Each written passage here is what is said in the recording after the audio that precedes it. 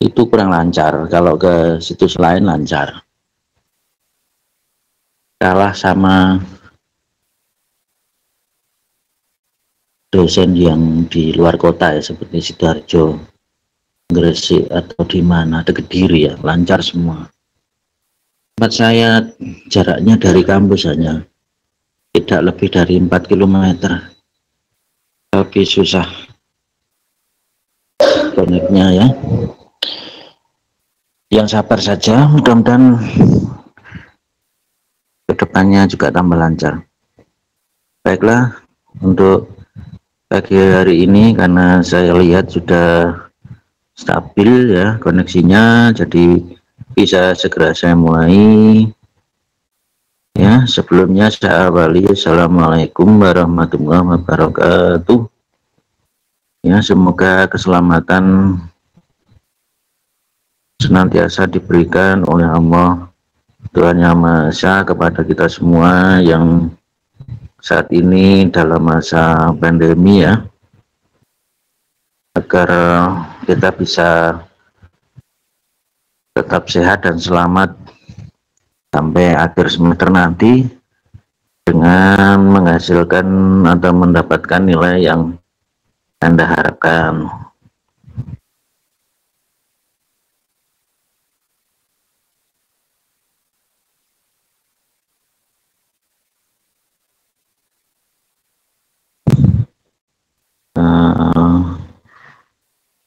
Pertemuan kedua ya, aduh, putus lagi, mudah-mudahan tidak ya. Pada siang hari ini kita akan mempelajari penyelesaian persamaan non-linear metode tabel ya. Perlu saya jelaskan bahwa penyelesaian persamaan non-linear itu ada beberapa metode yang akan kita coba, dan yang paling sederhana ya, yang paling mungkin manual ya, semi manual, ini kita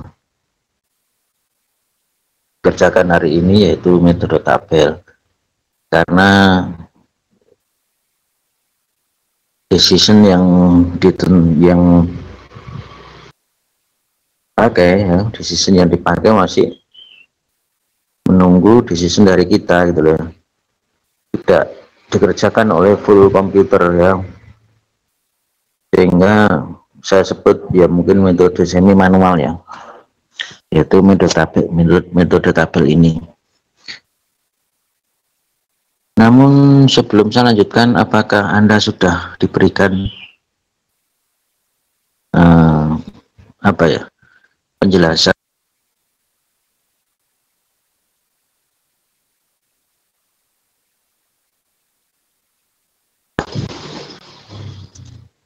sudah atau belum? Kalau menjawab bisa dengan chatting ya, dengan diketik, atau silakan dinyalakan mic-nya ya, juga tidak ada masalah. Silakan, mana yang menurut Anda lebih baik ya, lebih mungkin lebih praktis ya, silakan dipakai. Ini ada yang memberi tanggapan sudah, nah syukurlah. Kalau sudah, apa itu yang disebut dengan persamaan non-linear? Mungkin silakan dijawab kenapa kita hari ini menyelesaikan persamaan non-linear. Nah, terus persamaan non-linear itu apa? Ada yang belum tahu mungkin ya, pas kuliah atau kuliahnya mungkin lagi izin ke belakang ya, jadi pas ketinggalan. Apa itu persamaan non-linear? Ada yang tahu? Ada yang linear, ada yang non-linear.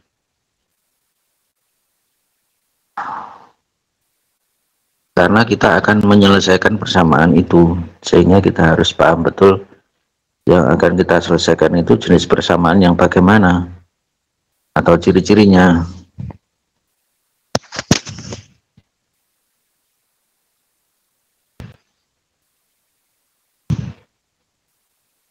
Persamaan non-linier.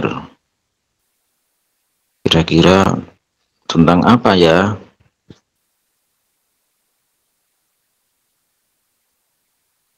Ya, ini ada yang menjawab. Yang kita kerjakan adalah penentuan akar-akar persamaan non-linier, Pak. Yang jadi pertanyaan, non-linier itu bagaimana? Persamaan non-linier, kan ada linier, ada non-linier, ya. Kita mau menyelesaikan. Lalu yang diselesaikan apa ini? Yang non-linier tidak memiliki syarat seperti linier, Pak. Syarat apa? Persamaan kok ada syaratnya. Persamaan yang memiliki pangkat, Pak, atau mungkin persamaan eksponensial. Ya, persamaan linier juga ada pangkatnya, ya. Malah pangkatnya itu lebih banyak, ya. Persamaan yang memiliki pangkat selain satu dan dua variabel, maksudnya apa? Memiliki dua variabel. Oh, variabelnya banyak. Persamaan linier malah variabelnya itu bisa banyak sekali, ya. Apa maksudnya persamaan non-linier?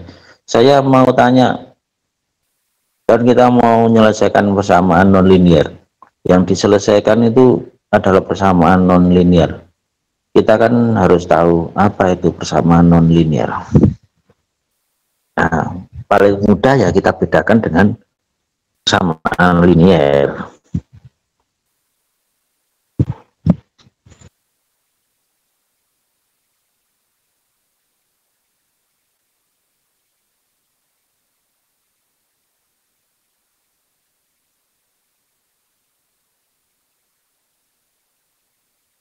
Definisinya itu apa?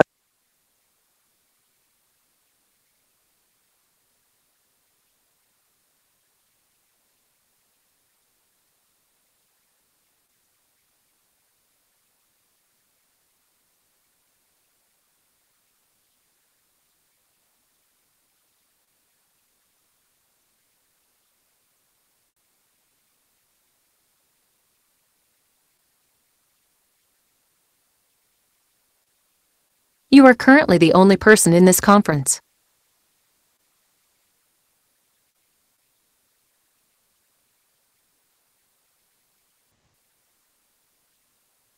Seperti Anda gampangnya gini loh, logikanya ya. Kalau kita belum tahu yang mau kita selesaikan, loh, caranya menyelesaikan gimana, bagaimana?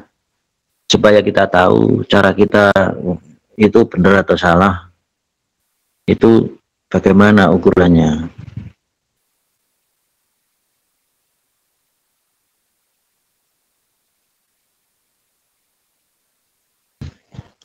Iya, salah satu penyelesaiannya adalah akar persamaan fx sama dengan 0. Tapi yang jadi masalah kan persamaan non-linier itu definisinya apa?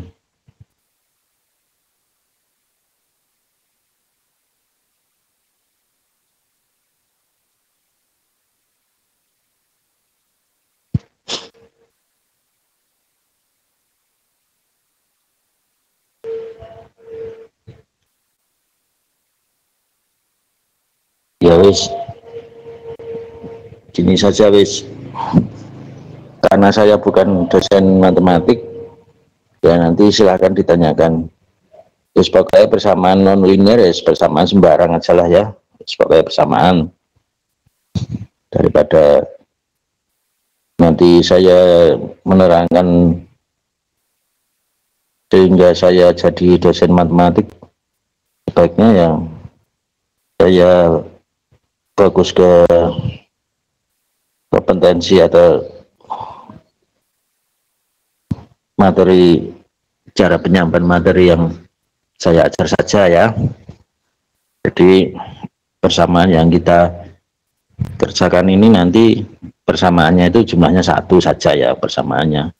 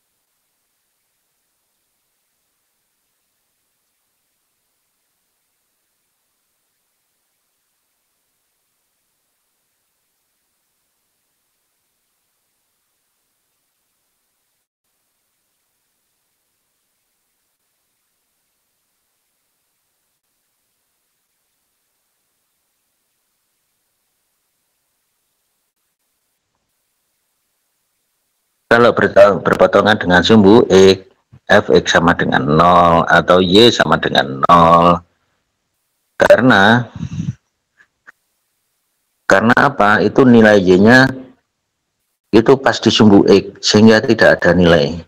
Kalau ke bawah sedikit mungkin nilainya min, kalau ke atas sedikit nilainya plus y-nya itu ya, atau fx-nya.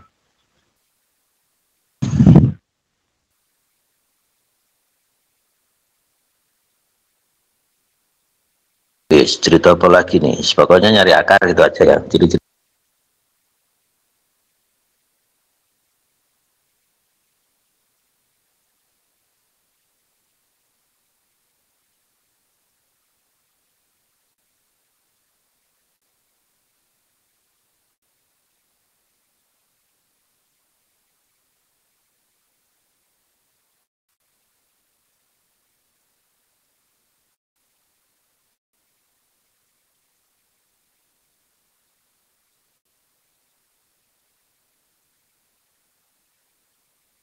You are currently the only person in this conference.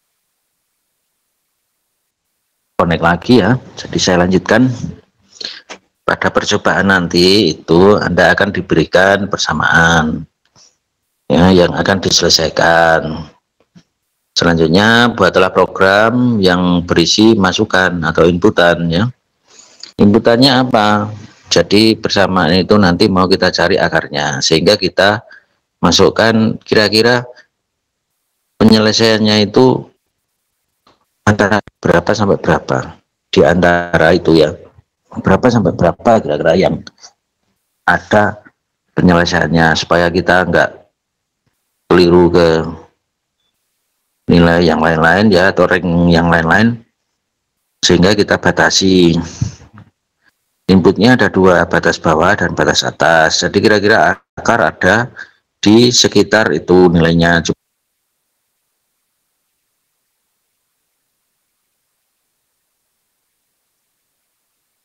Batas bawah. Lalu setelah itu ada inputan lagi, yaitu space atau spasi. Gunanya apa? Jadi kalau nanti kita sudah menjalankan program, maka program akan mencari akarnya. Setelah dihitung untuk nilai X berapa, ketemu Y-nya berapa, X-nya berapa, akan dicari atau ketemu Y-nya berapa, sehingga nanti kita bisa lihat hasilnya dalam bentuk susunan nilai X dan Y.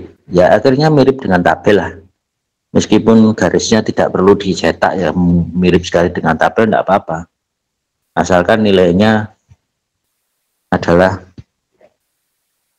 menunjukkan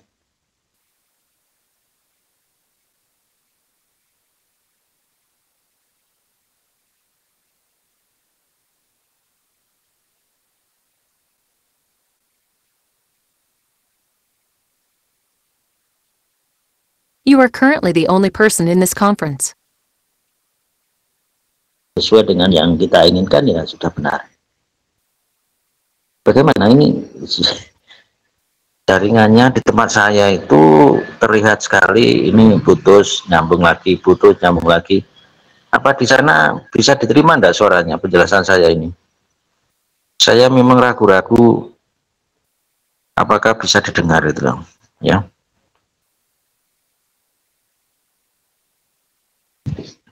Sekarang untuk persamaannya bisa dilihat di halaman 3 ya, kalau nggak salah itu ya.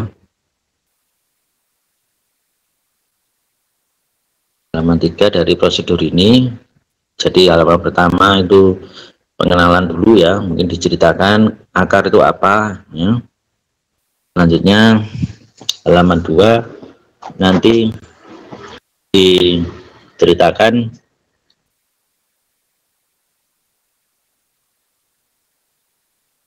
maaf belum muncul di tempat saya, tunggu sebentar.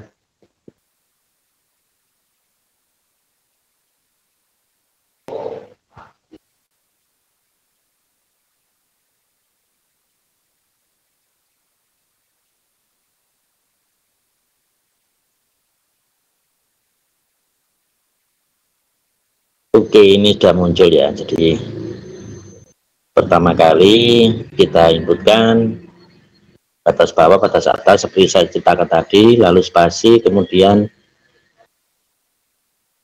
step ya. Stepnya berapa? Stepnya adalah batas atas kurangi batas bawah dibagi jumlah pembaginya ya, jumlah n-nya. Nah, waktu program dijalankan, maka dia akan kita set sebagai iterasi ya, atau perputaran sebanyak n ya, dan x-nya adalah x batas bawah. Kalau sudah iterasi terjadi, maka nilai x dimasukkan ke dalam persamaan sehingga didapat hasilnya. Kemudian x bertambah lagi sebanyak i kali h, atau stepnya ya, i kali step. Seperti itu terus menerus dan dicetak, lalu kita amati.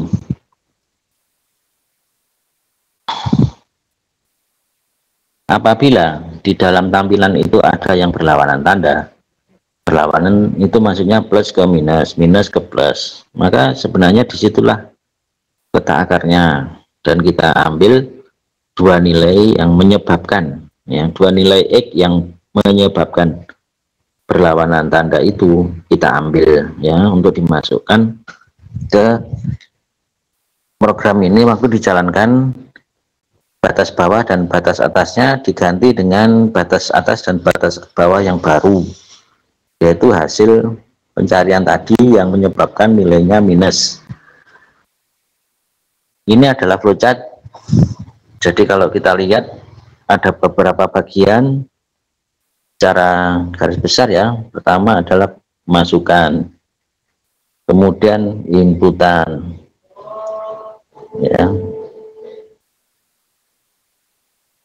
masukkan nilai batas bawah, batas atas, kemudian mencetak ya, atau mengkalkulasi ya, kemudian mencetak. Samaannya adalah untuk praktikum ini bisa digunakan persamaan yang tertera di sini ya. Silakan gunakan persamaan itu dengan contoh masukkan batas bawah adalah -1, lalu batas atas 0. Selanjutnya jika ada dua nilai yang berlawanan tanda, maka sebenarnya kurvanya sedang memotong atau berpotongan dengan sumbu x. Nah, di situ sehingga bisa kita cari berapa nilai x sebelum dan sesudahnya. Dua nilai x itu yang akan kita pakai untuk mencetak lagi agar hasilnya lebih presisi ya. Yang kotak-kotak ini tidak perlu ya, tidak usah dibuat karena Anda akan membuat laporan sementara. Jadi laporan sementara nanti isinya untuk hari ini, maka mulai menulis juga laporan pendahuluan ya, ditulis tangan. Kemudian itu yang pertama. Yang kedua adalah source code dari yang kalian coba dan hasil tampilannya. Kemudian ketiga adalah foto diri dengan kamera GPS map kamera ya.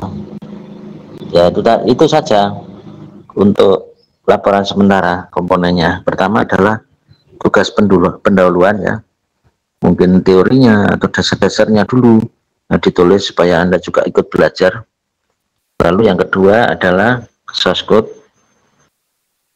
Kalau source code-nya mungkin nggak terlalu panjang ya, karena yang panjang adalah yang diberikan oleh NetBeans ya, untuk misalkan konfigurasi layar, dimensi, dan lain-lain.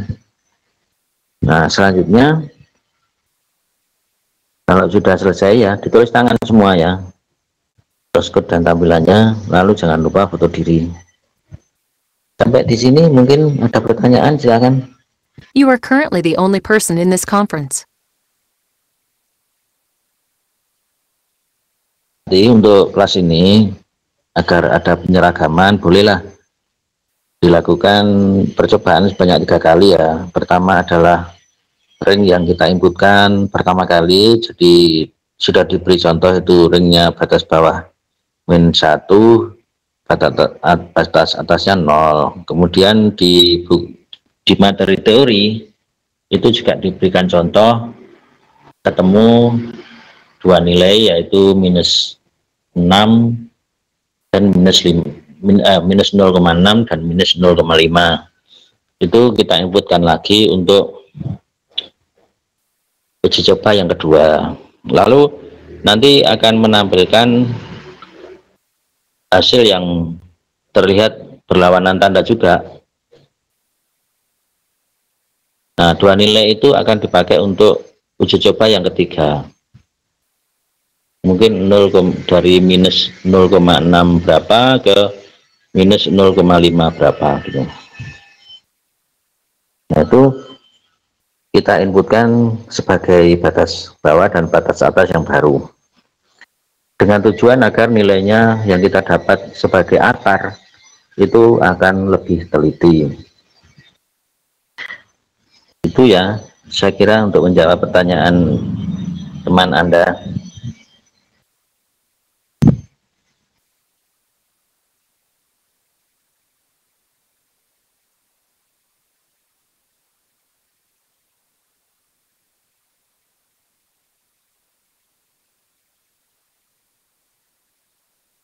Awal ya, apabila Anda bisa mengirim labsum itu dalam jam praktikum, maka nilainya atau hasilnya akan maksimal.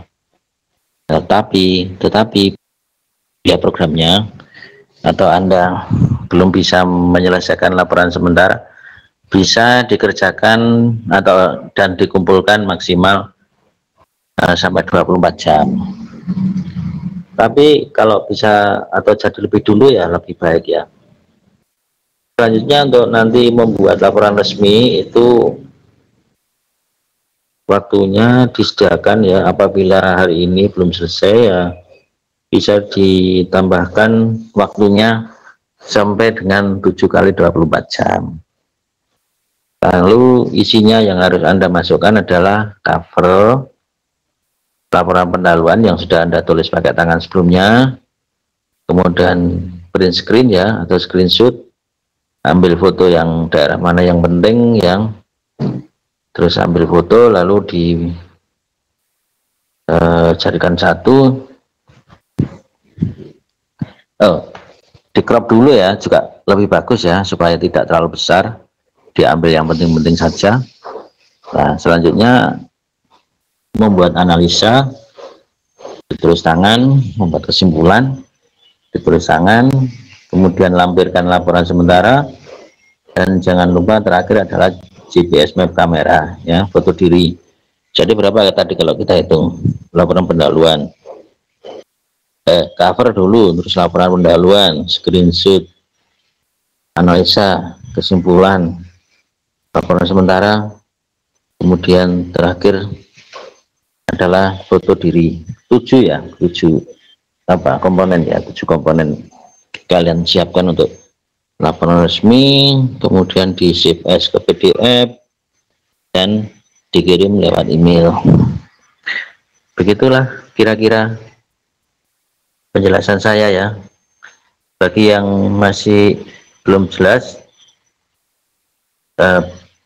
disampaikan saja masalahnya apa atau kendalanya apa, mumpung ini masih di awal ya. Nah, selanjutnya silakan berlatih sendiri-sendiri. Saya tunggu di sini sampai dengan jam nanti ya, sampai jam berapa tadi nanti, sampai dengan jam berakhirnya praktikum ini. Begitu. Oh ya, jika ada pertanyaan boleh diketik atau Anda langsung dinyalakan mic-nya.